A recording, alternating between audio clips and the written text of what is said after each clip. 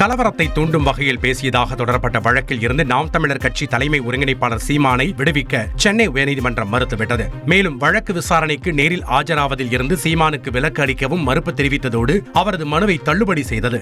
2019 ஆண்டு விக்கிரவாண்டி இடைத்தேர்தலின் போது முன்னாள் பிரதமர் ராஜீவ் காந்தி குறித்து அவதூறாக பேசியதாக தொடரப்பட்ட இந்த வழக்கில் இருந்து தன்னை விடுவிக்குமாறு சீமான் சென்னை உயர்நீதிமன்றத்தில் மனு தாக்கல் செய்திருந்தார்.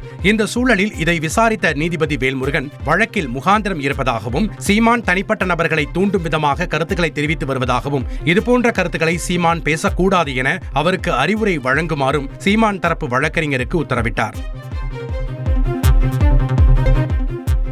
சட்டவிரோதமாக தனது வீட்டை இடித்ததாக நாச்சால் என்பவர் தொடர்ந்த வழக்கில் நடிகை கௌதமி பதிலளிக்குமாறு சென்னை உயர்நீதிமன்றம் உத்தரவிட்டுள்ளது. சென்னை நீலாங்கரையில் 90% கட்டுமான பணிகள் நிறைவடைந்த நிலையில் நடிகை கௌதமி ஆட்களுடன் வந்து தனது வீட்டை இடித்ததாக மனுதாரர் புகார் அளித்துள்ளார். இதனால் 2 கோடி ரூபாய் வழங்க நடிகை கௌதமிக்கு உத்தரவிடக் கோரி அவர் மனு தாக்கல் செய்திருந்தார். செய்திகளை உடனுக்குடன் தெரிந்து கொள்ள உடனே சப்ஸ்கிரைப் பண்ணுங்க.